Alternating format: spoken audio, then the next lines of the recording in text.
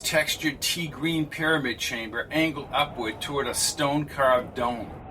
She put her arm around him as they advanced along the grid. Swirling fog fissures crept upward from a luminescent red rod cluster, glowing like a fiery furnace deep within the earth. Patch explained how the dilation fields pulsed through the transparent rods inside a rimmed hyperspace configuration 50 miles in diameter under the Colorado mountains. Kate gazed up at the sealed chrome hatchway at the prodigious chamber. Patch lifted a white plastic cover-up, revealing a keypad and a small screen. He quickly punched in a numerical sequence, and the bolts slid into the hatch frame. He clutched the surrounding chrome bar, but only nudged the hatch when he pulled. Again he gripped the chrome, but it only partially opened. Squeeze by, Kate. She slid through the opening and Patch spun his body inside. The hatch ratcheted back in place. A protruding white grit pathway extended from an open area into a faint ultraviolet haze. Patch steered her across the wide area. Once this thing is in full operation, you don't walk down the path into the fields until you are suspended in the chamber. It's an odd feeling. I suppose it's like you're weightless. He stopped midway and faced her. Her teeth and eyes became heightened by the ultraviolet light. Then everything becomes weird. You can feel yourself being accelerated with the dilation. At that time, you're inside the bubble. Aren't you afraid when you're being brought back? You trust your people and the calculations. I've done it twice. It works. Come on. As the temperature dropped, he brought her closer to the gritty ramp. I suppose if it's really possible, at least we'll be together. I'm just afraid we'll get stuck in there. That's not how it works. You don't get stuck. It's called retrograde. He stopped for a moment and put his hands on her shoulders. When you're sent back, it's like everything gaining immense energy and momentum, tightening and then snapping back. The bubble, it snaps back just as well because I went back to the 70s. I'd still be there if the retrograde wasn't in effect. But things have not changed, Patch. Would you snap back with the changes in place? Yes, we'd be the only ones who knew that time had changed. When you're actually back in time, you see the area you're emerging into. It's shaded, like being in a developing picture. Everything is shaded as the bubble slowly materializes. There's an immovable dimensional barrier between the outside world and the bubble. And you move ahead. When you return in time, the world just starts up like a frozen video, and then you're back in time. Same thing happens in reverse. I keep telling myself you guys are somehow going to pull this off. I'm not sure we can do it.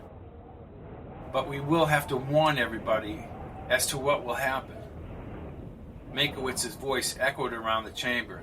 Patch, get back up here, right now. Patch looked upward. He sounds serious, said Kate.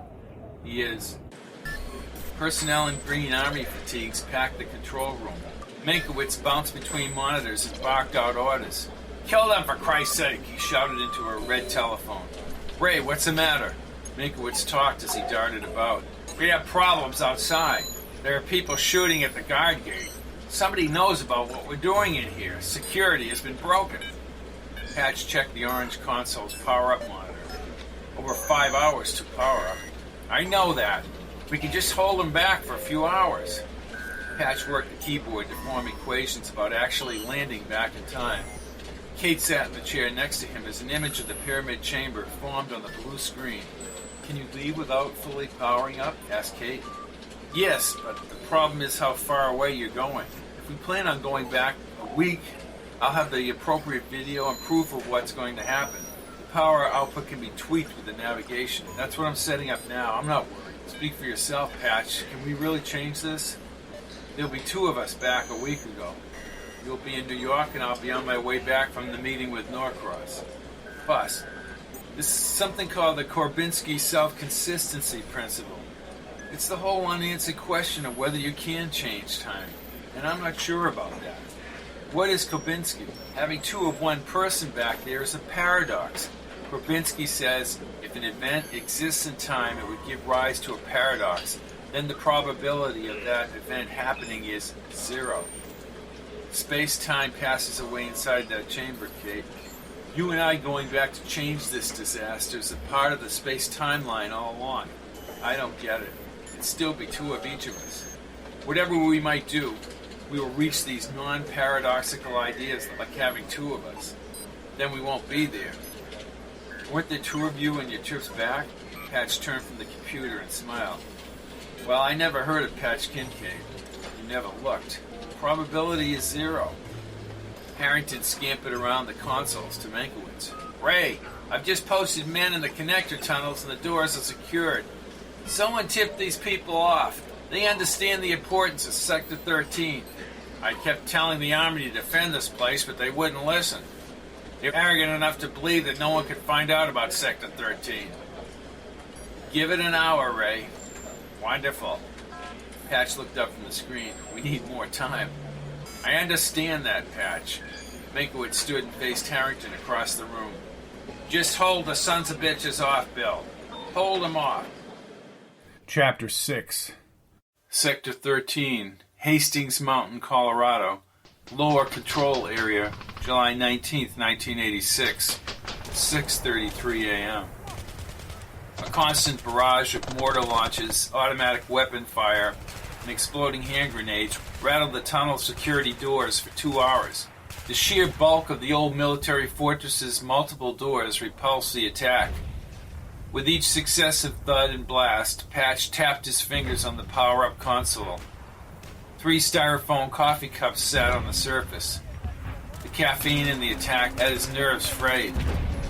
Any chance of going back in time would be thwarted if these people outside could locate the power lines near the doors. Meinkewitz worked frantically in the lower area, formulating a credible plan for Patch to execute once he emerged back in time. The techs informed him that the computers had stretched the estimated retrograde time beyond a month. On the forward monitor, they had prepared a video detailing the events of the past 12 hours. No matter where he landed in the world, needed to proceed to Sector 13 and contact Meinkewitz. The tape with a private message from Meinkewitz and Patch's own corroborating verbal account would alert the Meinkewitz of a month ago to the looming disaster. Patch leaned toward the outside perimeter monitor, scanning the forest. Like any other day, the sun had broken over the ridge. A cloudy residue inundated the air.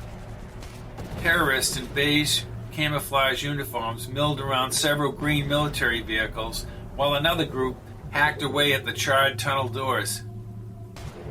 Patch pressed his lips and turned when he saw Meinkewitz walk past the monitors with a white plastic food tray in his hand. Meinkewitz sat down the tray loaded with sandwiches on the console. Without sustenance, we can't function. Patch grabbed a sandwich and quickly bit into the ham and cheese. I just pray we can get you two out of here before they break through. It's going to take a while before they get through those doors.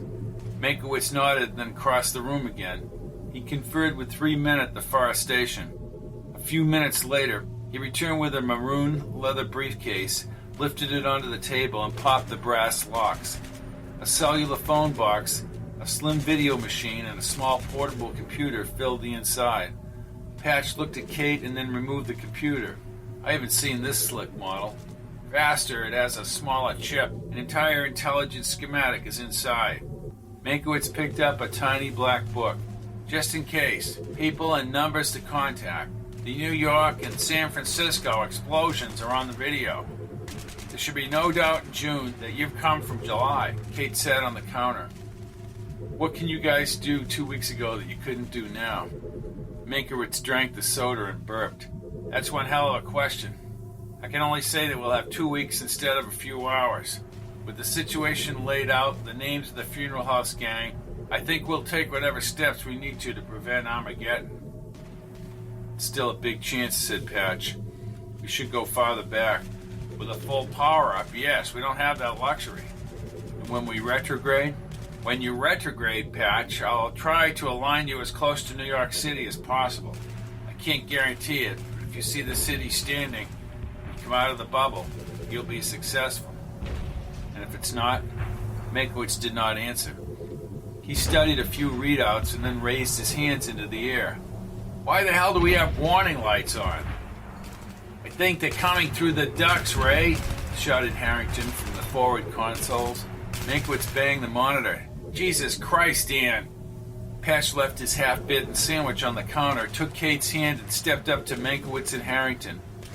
On the larger screen, soldiers scrambled away from the tunnel doors and up the forested slope.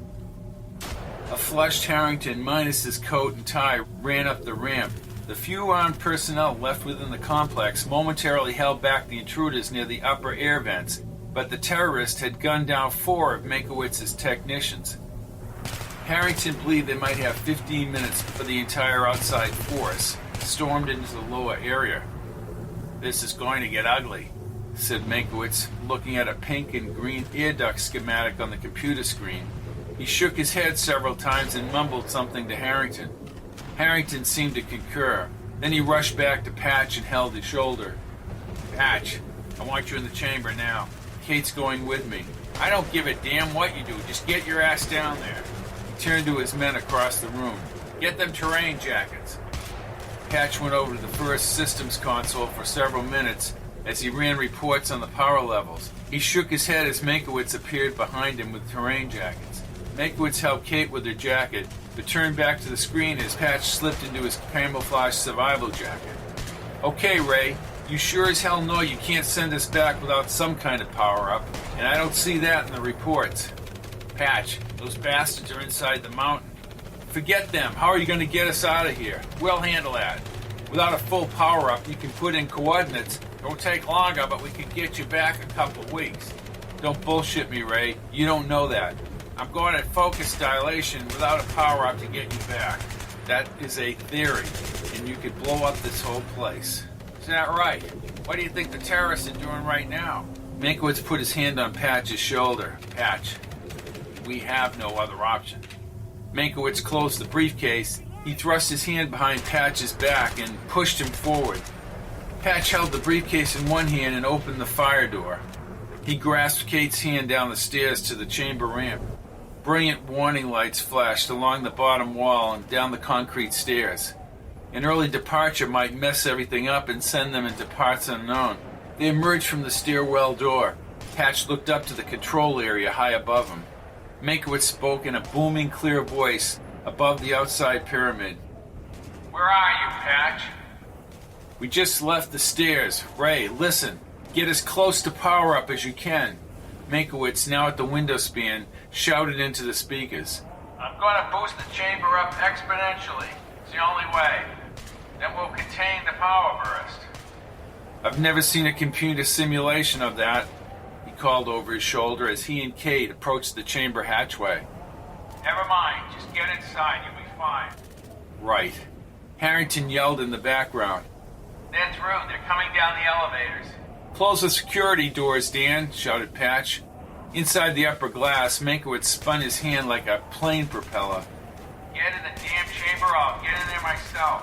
Patch grasped the briefcase handle and motioned Kate forward. Water beads coated the chamber's rounded chrome hatch. He flipped the white wall box's plastic up and then entered the access code. Again he clawed at the edge, jarring it open. He motioned Kate forward. He helped her through and rotated his own body at the same time. The door sealed shut as a ubiquitous ultraviolet glare spread across the inner walls and fog ahead. "Will we make it, Patch?" "We'll make it, Katie." But he knew the dilation had never been started without complete power-up. Meinkewitz again came on the speakers. "I'm going to activate the rods now, Patch." "Okay." "At least we're together, Patch." "You're going back in time, Kate. We'll stop them before all this happened. This part will be easy." The persistent hum slowly diminished. Patch looked around the chamber. "What the hell's going on here?" Meinkewitz grumbled on the speaker. "What happened down there, Patch?" "I don't know," he said as his boots echoed across the floor. He pushed the speaker switch. "Ray, why did you cut off power?" "Just stay put, Patch. We'll figure it out. Those bastards are tampering with the lines coming in here." Patch exhaled and turned from the speaker. "He's going to need my help. Just stay right here, Katie. I'll be right back. Right back." "Patch, come on. You're safer here, believe me." He kissed her forehead and ran to the opening. At the hatch, he set down the briefcase and pushed against the door, nudging it open a few inches. Holding the briefcase, he ran back up the ramp and scrambled up the LCA stairs. When he opened the fire door, Meynkewitz's eyes opened wide. "Patch, What the hell are you doing up here? Get